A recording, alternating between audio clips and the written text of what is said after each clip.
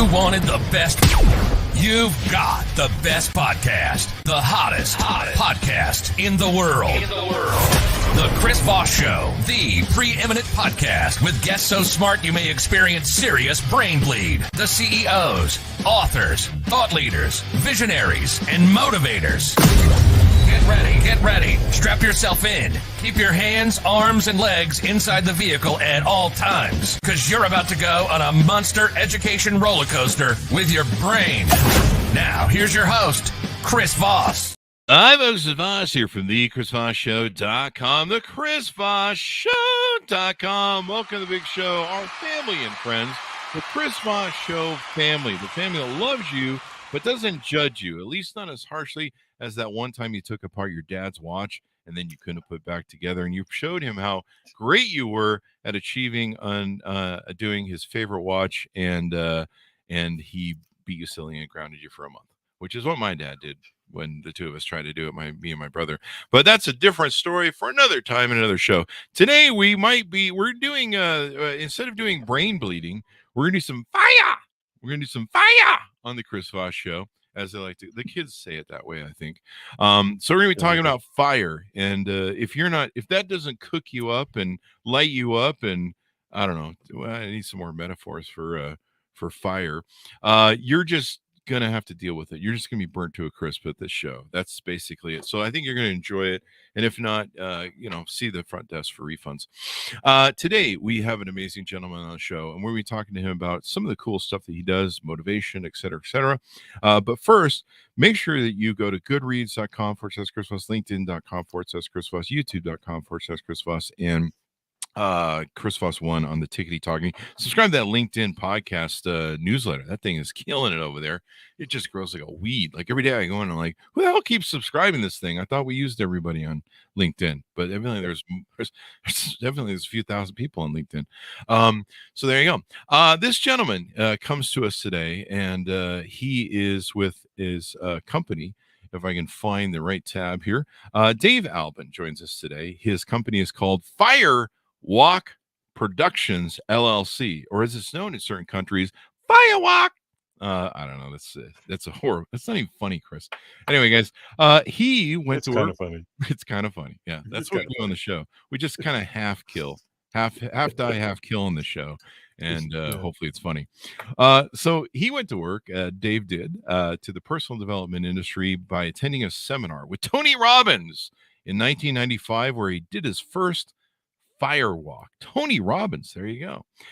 Dave went to work for him just shy of 20 years as Tony's Firework. I'm not sure if I'm reading that right. Dave went to work for Tony Robbins, and he was just shy of 20 years as Tony's Firework captain, and he retired from the Anthony Robbins companies in 2014, shortly after Google hired him to put on an event for him, because we know how Google likes to cook people. Have you seen my search history lately? Don't. That's right. There you go. I think he hired them to put Google Plus out of business, burn them down. His company, Firewalk Productions LLC, was born in 2014. He's done gigs for NASA, Heineken, the Entrepreneurs Organization, Remax, Chick-fil-A. That's how they cook the chicken over there.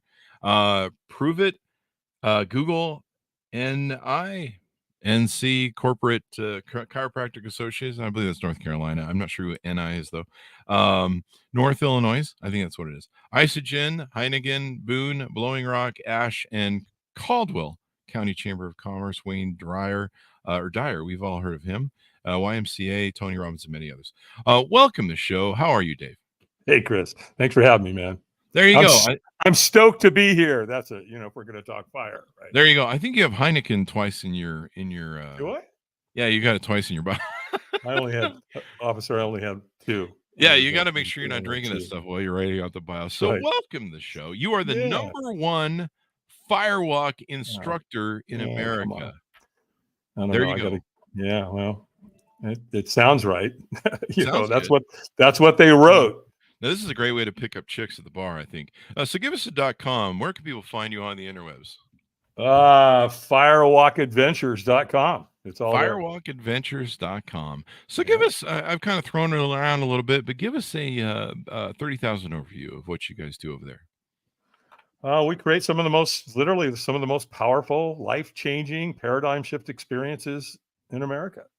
Mm-hmm. I mean, it's simply put, team building is team building, right? But if you don't get people up off their butt and do something, what doesn't challenge you doesn't change you, Chris. We all know that. That's true. That's where it really, when I did my firewalk, I learned very quickly that it was literally one of the most life-changing experiences of my entire life. There you go. And it shifted me. Yeah. And it made a major shift for you. Now, big time. Why, how old is firewalking? As a thing in America? I mean, you can, if we research it, we'll hear as far back as 1,000 years. Yeah. So if you look at the cultures around the world, firewalking was used as a rite of passage. It's a graduation. It's a point of, for marriages and, manhood and womanhood. And so if we look at the Phoenicians and the people of India and the Polynesians, the Hawaiians, the Native American Indians, the Indo-Europeans, heck, the people of Portugal, Spain, all over the world has been used as a rite of passage. I think those people in Pompeii started firewalking, eh? They did. Yeah, they probably used a little too much wood. Something there. That's too soon there for the people of Pompeii. I apologize. I hope nobody's hurt. It's related. We forgive you. Yeah, there you go. I know in Hawaii when those big volcanoes, go on, you could probably learn to firewalk really well as you're trying to run away from the volcano.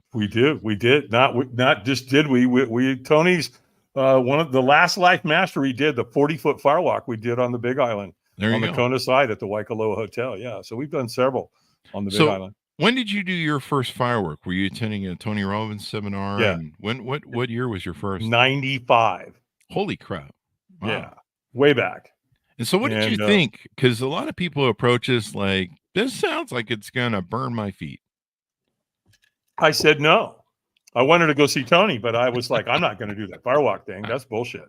That's insane. Why would anybody do that? In fact, when I first heard the term firewalk, I didn't even know what that meant. I had no references for that.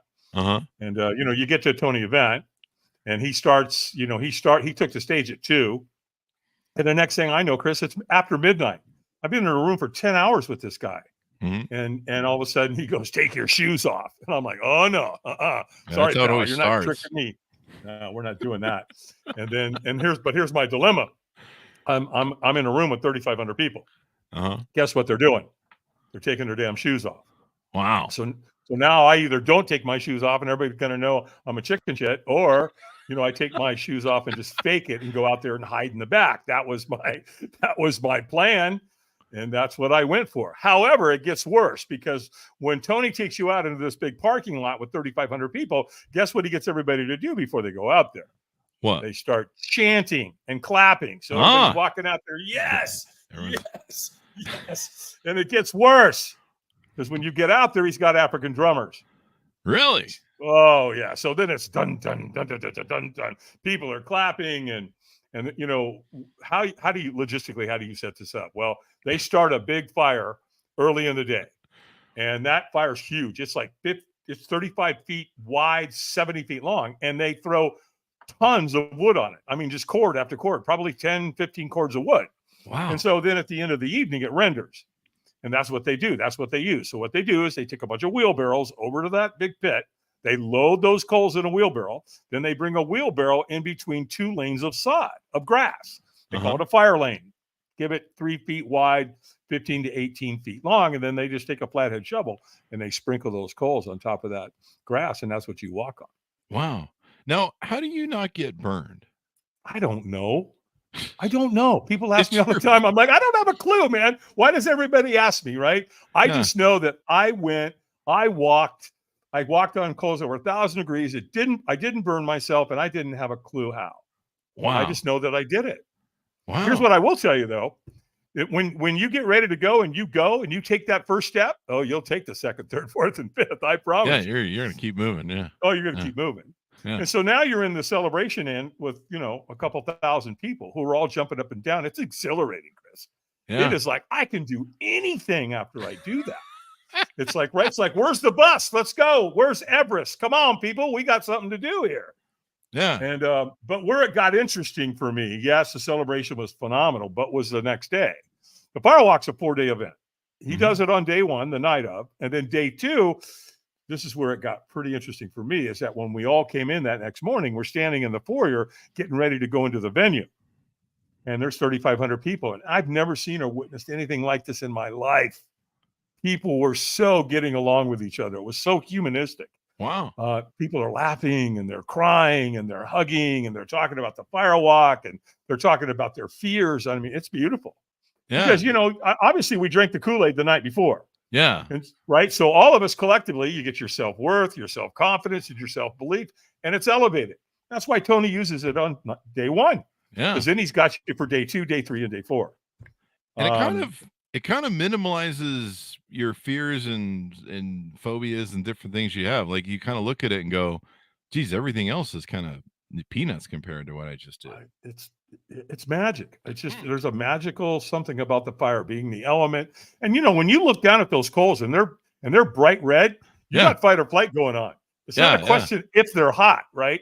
And plus there's the wheelbarrow there, so you can feel the heat from that. Yeah. I mean, when I did my first Firewalk, I literally thought my heart was going to jump out of my chest. I was scared to death.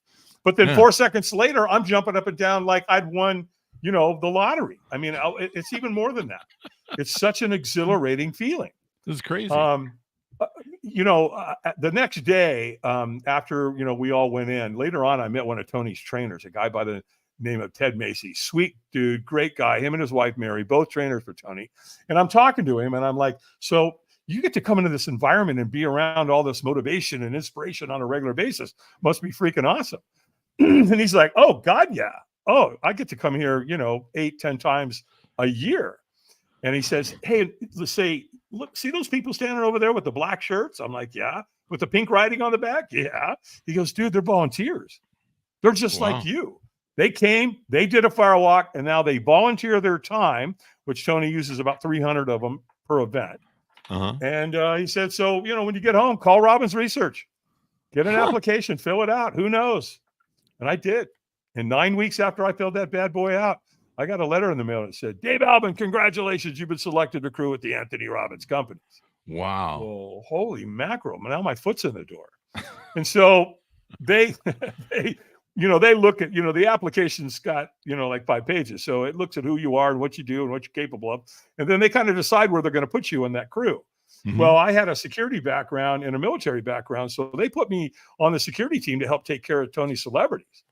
Oh, hell, I can do a whole show on that alone. I mean, that was awesome. I'll bet. And then because I lived on a farm, they knew I knew how to use tools, a hatchet, log splitter. They put me on the fire team, which is right where I wanted to go. There you go. And there I was. So, and then do you eventually move up and start running his services, or were you just on the crew when Google approached you? No, I was, I crewed like 5 or 6 times, which cost me $2,000 every time I did it. Really? Like you got to pay your way when you're a volunteer. Oh, wow. And my wife didn't like that. She's like, well, this is bullshit. Hold on a second. You're spending $2,000 every time you're going. No, who the hell is this Tony Robbins guy? Have you ever had her do the Firewalk? Well, what happened was they entered his position. And so when they did that, they gave me a free ticket. And so I took my wife and she went through the whole event. And then she walked the fire and she was like, oh, okay. Yeah. Now we took a walk on the beach at the end of the event. And she looked at me and she goes, okay, I get it. I drank the Kool-Aid. This Tony Robbins guy's rocks. You want to run with this guy? Go. Go, baby. All right. So she did. That's all I needed. What a life-changing event. Oh my gosh. Yeah. I mean, and then in 2003, Tony offered me the captain's position to take over all of his Firewalks globally. And because I was homeschooling, he said, hey, we'll even pay to have your family travel with us. And so my kids and, we got to go on the road. Hell, their first event was Sydney, Australia. Yeah.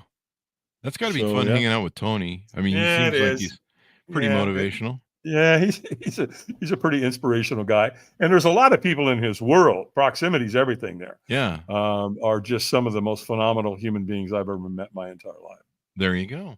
So tell us about your origin story. How did you grow up? There's you're here in 2023, you're marking 35 years of sobriety. Congratulations. I've got some friends that have their coins and And I know what a challenge that can be. But tell us about your upbringing, your history. How did you get down this road? Well, a couple of months before I was born, my biological father had hurt his head. Somehow they put a plate in it to save his life. Hmm. And apparently it was very, very painful. And he was constantly telling my mother that he didn't know how much longer he could take it. Uh-huh. And unfortunately, 2 months before I was born, he told her he was going to the grocery store, and we never saw or heard from him again. Really? So when I was born, I had two half brothers. My mother Mhm. had two other boys from another marriage. She Mhm. was living with my grandmother and another cousin. So there were six of us living in a one-bedroom apartment in Hollywood, California. Mhm. And mom was working up the street at the Roosevelt Hotel as a server. Now, Mhm. my mom's, a product of the greatest generation that ever walked the face of the earth, in my humble opinion. They went through the Depression. They went through World War II. When all the men were away during that time fighting the war, guess what? Who was home taking care of everything? The women. So my mother was affectionately known. My biological mother was affectionately known as Rosie the Riveter. She worked for McDonnell Douglas. She was building airplanes. She was up on the wing hammering Mhm. those rivets in, right? So she knew hard work. She knew the Depression. But the problem was for her is that even as hard as she worked, there wasn't enough. You just couldn't feed all six of us. Wow. And so when I was 5, she went to her older sister. She was a family of 8, and she went to her older sister and she said, "Will you adopt David?" And Bob and Pat Albin said, "Yes, we'll definitely do it." Wow. And so they adopted me, my aunt and uncle, and took me to Long Beach, California, and that's where I was raised. Wow. And then that was what I was 5. Everything was great, Chris. It was a wonderful life. Camping, Yosemite, Big Bear, Arrowhead, you name it. I was like, it was a dream come true. And then on the first day of summer, 1964, they brought me in the kitchen. Pat set me down with tears in her eyes. She looked at me and she said, "David, we need to tell you something. And what we need to tell you is we're not your parents." Okay, well, what the hell does that mean at 11 years old? Of Yeah. course you're my parent, right? It's like walking out saying, "Hey, yeah, the sky's not blue. Well, it looks pretty blue to me." And, they looked like my parents to me. So that's when my life took a hard turn. Wow. Shortly after they told me, they both started drinking. Now, Bob Albin, my uncle, who is my dad at that point, Mhm. he's military, highly decorated in World War II, career military officer, Army, National Guard. So we lived in a nice house. We had nice things. But when he started drinking and Pat started drinking, it got ugly really, really fast. Wasn't that fun kind of drinking, huh? Yeah, Pat was okay. My Mhm. mom was okay, but Dad was not. He was vicious. He was ugly, mean, That's nasty. And so, I never wanted to be in the house. I was constantly somewhere other than wanting to put up with all that crap. I was a gatekeeper. I had to go into the bars, get him out. I mean, all the Oh, alcoholism. wow. Well, they went to the store one day. Back in those days, you left your kids home. Nobody Yeah. cared, right? It was That's like my- it was okay, right? Agree. And so they went to the grocery store, and I knew where the booze was. They hid it in plain sight, and I wanted to know what the hell this shit was. Yeah. I don't know. I just saw these two beautiful people turn into not such nice people by drinking the shit. Uh-huh. And so I went over, grabbed it. It was a half gallon of brandy, and Wow. I poured it in a coffee cup, half full, and I downed it. And Chris, I never had a chance. I was an Wow. alcoholic right on the spot. Damn. I started thinking alcoholically, acting alcoholically. It was like pouring rocket fuel into me. And I have Wow. alcoholism throughout my entire family. So it just, Yeah. it didn't spare me. I can tell you that. Mhm. And so things, at that point, when you start drinking at 11, 12 years old, next thing you know, you get hanging out with the wrong people, and then drugs Yeah. show up on the scene. And Mhm. hell, by the time I was a junior in high school, they brought me in the principal's office one day and said, "Albin, out. We're done with you." There And you go. so, but I had an entrepreneurial spirit. Mhm. And so when I got kicked out of high school, I didn't care. It didn't bother me at all. It didn't worry me, nothing. In fact, there was a song back in those days written by Paul Simon.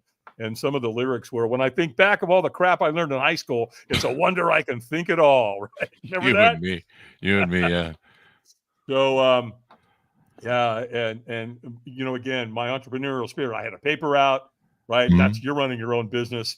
I lived across the street from a golf course. I used to ride my bike around the perimeter and find golf balls and then sell them back to the golfers in the parking lot. My mom grew beautiful flowers in the backyard. She put those together for me, and I sold them out on the street corner. So my belief system at a very young age was, there's money out there. Go get it. Hustle. And so that's and I've been hustling, and, my entrepreneurial spirit has been going strong ever since. I'm not employable. I'm just not. You and me. I think that's the one thing about almost entrepreneurs, Right. especially We're ones not that have been doing it for. employable. We're not employable. I mean, we've been, No. entrepreneurs for so long. We don't work well with others or for other No, we people. don't. And especially when you come across really bad leaders, you're just like, are you fucking serious? Like, this is Yeah, how you right. do things around your office? It's, have you ever read a book on leadership? Do you even know it? Really? You don't even know how to spell it? So let me ask you this. You're grossly addicted to drugs and alcohol. When did you sober up and make the realization to, I guess, join AA and make that first step? That happened on June 8th, 1988. So Wow. I'm in my third marriage. I'm Mhm. married to a woman who's got 3 kids, or my stepkids. Wow. I'm living in the basement. They're upstairs. They want nothing to do with me. Wow. And when I woke up on June 8th, 88, I said, that's it. We're done. I'm out. I'm not Wow. doing this anymore. I was in so much pain, Chris. Yeah. You know, the emotional pain, the physical pain, the struggle of having to drink and drugs. And, it was just bad. And so I said, okay, well, I'm done. So the pain stops today. So my only thought in that moment was put a bullet in my head. And Oh, as I'm man. loading and ready to do that, putting the pistol in my mouth, I go, wait a minute, hold on a second. You pull that trigger and maybe your problems are over. But those 3 kids upstairs that you love and care about, you're going to kill them with that same bullet. Wow. You can't do that. Mhm. You just can't. Don't be an Mhm. asshole. Don't be a jerk. Can you imagine what that's going to do to them? Yeah. I didn't even know what PTSD was back then, but it would have so ruined their life. And so I said, so come up with another plan, pal. Figure something else out. And all of a sudden, the next thought I had was, we'll call Alcoholics Anonymous. There you go. But you know what, Chris? I didn't know who the hell AA was. I'd never been to a meeting. I didn't know anybody who was in AA. Where the hell did that come from? I had no idea, other than divine, intervention, where, that name Alcoholics Anonymous popped in my head. But I called them, and I got this wonderful human being on the phone. I nicknamed her Madge. And the reason I did is because she talked like this. She smoked 2 packs of Pall Mall non-filters a day. Wow. She was a badass, man. But she was a gatekeeper, right? Her job is to interview you and see if you're worthy of her calling somebody to come pick your happy ass up. And so she did. And she called a guy named Lauren. He came and got me, took me to, he stayed with me all day. I went to a 12:30, 4:30, a 6:30, and an 8:30 meeting. And when I was there, they took a big book of Alcoholics Anonymous, and they wrote in it. It was an all men's group. And so they wrote in there in the book on the front cover, before you take that first drink, call one of us. And then they put their first name and their phone number. And they sent me home with that. And one day turned into 2 turned into a week turned into a month. And I got one of these. It said 1 month. And then I got one for 2 months, 3 months, 6 months, 9 months, and 1 year. Well, where the personal development part of this showed up was I had insomnia. So I'm up late at night all the time. Hell, my sleep patterns were all over the place. Yeah. And sure enough, there he is, 1988. Mr. Enthusiasm, Mr. Gunthy Ranker, who owned the airways at nighttime. There he is, a young Tony Robbins selling personal power, a 30-day program for total success, the man called it. And sure enough, he said a couple things. I really didn't like the guy, to be candid. What a pompous asshole this guy is. Right? He's all motivated and shit, and I'm not motivated. But he got me, Chris. He got me a couple times. One of the things he said was, we'll do more to avoid pain than we will to gain pleasure. Mm-hmm. I'm like, well, hell, that's why I drank. That's why I used drugs. I was either chasing pleasure or trying to avoid pain.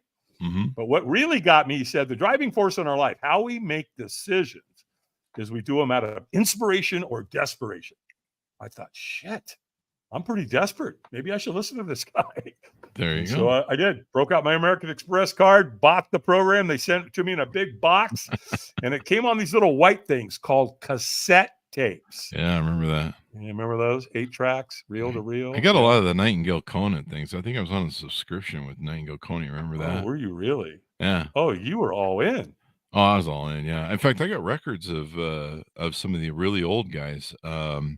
Napoleon Hill and stuff. My dad had like records. Norman Vincent Peale. Yep. There you go. Oh, yeah. Wow. Yeah. Zig Ziglar, of course. Yeah. Zig Ziglar. And I forget who the radio guy was. Tommy Hopkins? Not Tommy. There was a big radio guy who was really into motivational. It wasn't the Acres of Diamonds guy, but I forget. But I have I think it's the secrets of, I don't know. I'd have to pull it up, but yeah. So congratulations, 35 years of sobriety, man. Oh, thanks, man. That's a lot of Yeah. work. I know for some people it's a day-to-day battle. Now you run your own company. You've been running it for what, 20 years now? No, well, I was with Tony almost 20 years, but I started There you Firewalk Productions in 2014. 2014. Okay, there you go. And that came at the advice of when I went to Google and I did that gig for them. They wanted to do a firewalk and they wanted to do it in the middle of the day. I said, nope, we don't do firewalks in the middle of the day. It's a safety concern. But I tell you what, we can do. We could do it. We could do a glass walk. And they're like, what? A glass walk? Like walking on broken glass? I'm like, what? Yep. They're like, ooh, tell us about that. So shit. Next thing I know, there I am. Well, one of the Google executives, after the glass walk, we're sitting there, we're having lunch. They're having a couple of beers after the event and all that, and turns to me and he said, hey, man, listen. He goes, I don't know if you noticed or not, but you're at the top of your game. He said, there's a huge marketplace for corporate team building at your level. So I know you work for Tony, and that's all great. He said, but you may want to think about starting your own gig because there's a marketplace out. There's a huge marketplace for you out there. Mm-hmm. And I'm sitting in Mountain View, and a Google executive is telling me that I should start my own business with corporate team building. Maybe I should listen to this guy. Yeah. I did. I went back to Tony and said, hey, man, I need to talk to you after the event. And so we sat in the green room, and I said, hey, man, I just did a gig for Google. And he goes, yeah, you're leaving, aren't you? Yeah, I am. And you're in good shape, man. You don't need me anymore, Tone. I've been with you for 20 years. You got a half a dozen people out there in that parking lot that can do my job. So you're good. There you go. So talk to us about what you do now. Looks like you have the glasswalk experience. You have the firewalk experience. And you, I guess, put these on for corporate events and stuff like that? Yeah, sure. You know what I did? I took the firewalk to another level. I'm going to go ahead and give myself kudos for this and a pat on the back. I brought the board break experience into it, right? So board break, right? Think martial arts, think dojos, think moving from a white belt to a yellow belt. What do? You break a board with your hand. You break a board with your elbow, your knee, your foot, whatever. And so they've been using it in the martial arts for years. Well, I decided to bring it in, but here's what I do with it. I take the board and I have them write something on front of the board they want to move towards. I have them write something on back of the board they need to move away from. And then I have them write anybody's name on that board that they're in conflict with, right? So if forgiveness or reconciliation is part of that relationship, that shit ends tonight. Quit carrying around resentments about another human being. It does not serve you. Wow. And then to create the rite of passage, I have them write anybody's name on the board that they've lost. Oh. Right. Oh. So then we go out in the parking lot. I set up the board break stations. We break the boards. We walk them in a circle. Then we do the fire walk. They come back. They throw their boards into the fire. We get it on video. We get it. We get pictures for them. And then I do a breathing exercise and I calibrate all of their hearts.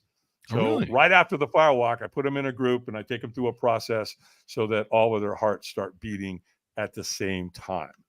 Really? And then before they leave, I give them one of these. And you can't see it very well as a glare, but it's the coals from the firewalk. So it'll say, I firewalked in 2023 with, XYZ. Oh, and you get the coal so you can say, I did it. People are just like, yeah, whatever. You did the firework. I got the coal right here, man. Yeah, I did it, right? Here's a picture. Here's a video. Kiss my ass. I did it, right? I love that, man. This cult's awesome, man. I'm leaving Scientology.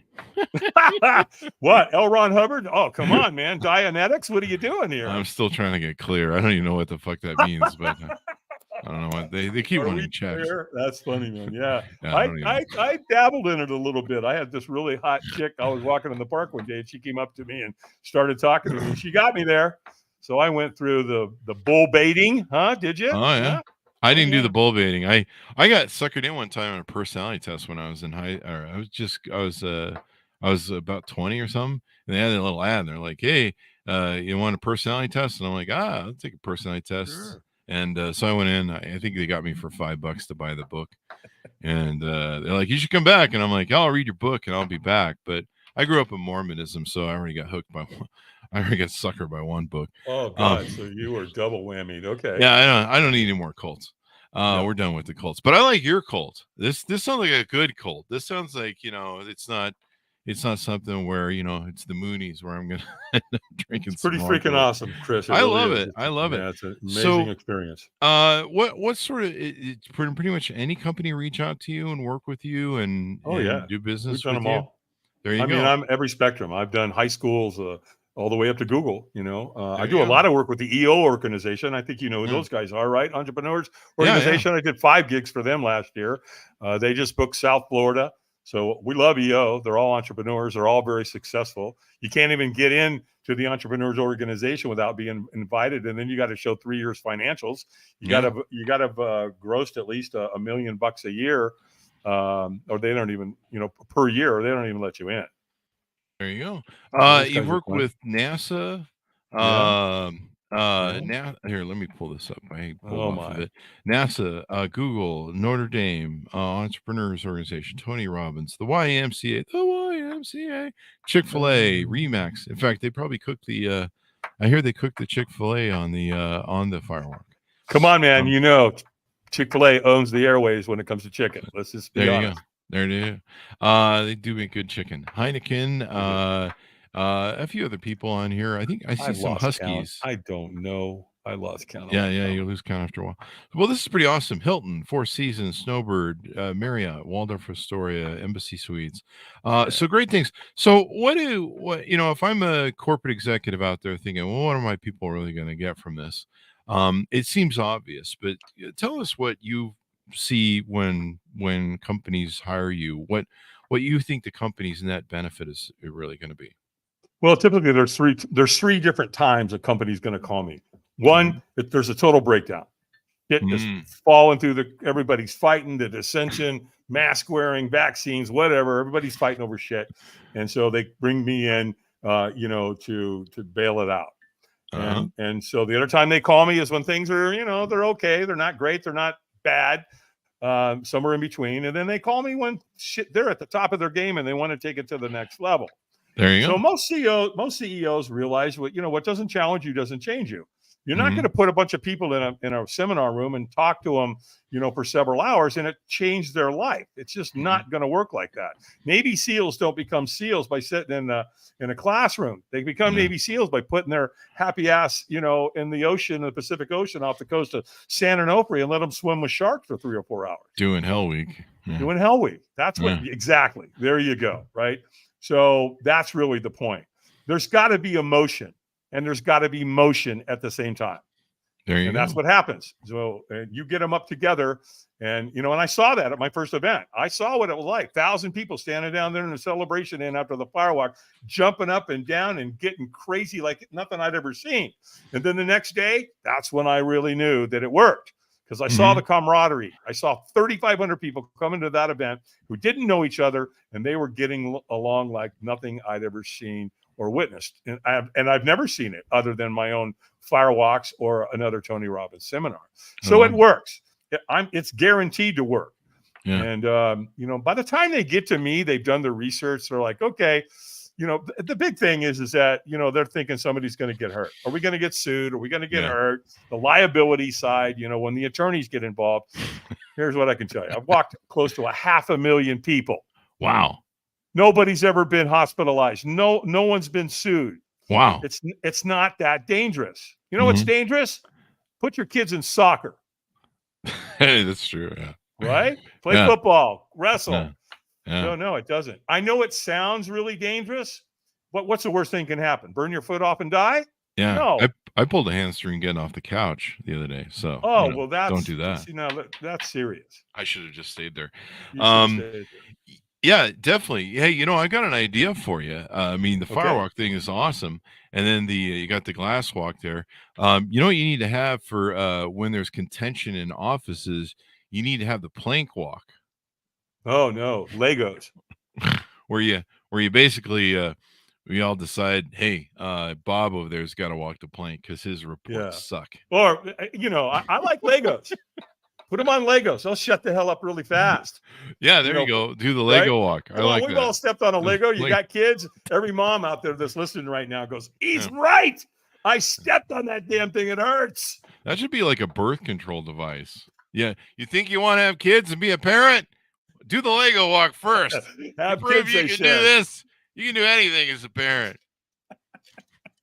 It's funny, We're but going it's to not make you funny lose 'cause sleep for a week first, and then you got to do the Lego I've walk. still got a scar on my foot of the damn Lego I stepped on in my son's room. So you still got a scar of the Lego, and you've done like a million walks on the Right, thing. exactly. Yeah, So- firewalk is no big deal. So companies do a thing when they're trying to motivate people where they do a pizza party. So where's pizza party compared to the firewalk on the scale?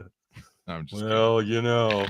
Well, there's a lot to be said for a Papa John's pizza. I don't know. That's true. That's true. You know, But so it's I kind of don't- become a cliche, I think, in the business world. They make fun of it a lot on LinkedIn, where they're like, "Oh, so we're gonna do another pizza party, huh? Well, morale's down.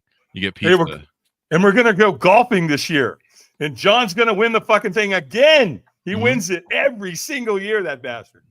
So, do you have any events that you're have coming up that you do just for your stuff, or you only do it when clients have stuff? No, matter of fact, next Tuesday I have the Dave Albin Firewalk Academy. So I'm up here in Okay. the Appalachian Mountains in northwestern North Carolina, and Mhm. so I got a whole bunch of people coming up, and I'm gonna take them through the academy. So I'm going to train them all the stuff that I've learned over the last 3 decades. Oh, So wow. we teach them the firewalking, the board break, the brick break, the arrow break, the rebar bend, the glass walking, all of it. Insurance, how to talk to fire marshals, the Mhm. whole academy. When they graduate, they can go put on an event. Oh, wow. That's kind of. But I've got several other events on the books. Yeah. Yeah, there you go. I So do private firewalks if that's what you're asking. no, I And was just. sometimes I've had some celebrities and some athletes, professional athletes, call me, They're just like, and I they're wanna like, do it. "Hey, would you?" And I go, "Yeah, you want to come up to my cabin in the Appalachian Mountains? I've got an Airbnb room. You stay for a couple of nights, and Mhm. let's find out what's going on with you, and let's get to it." There you go. As long as you don't hear banjos on the river, you're okay up there. Whatever. Dun, I don't know dun, what that dun. means.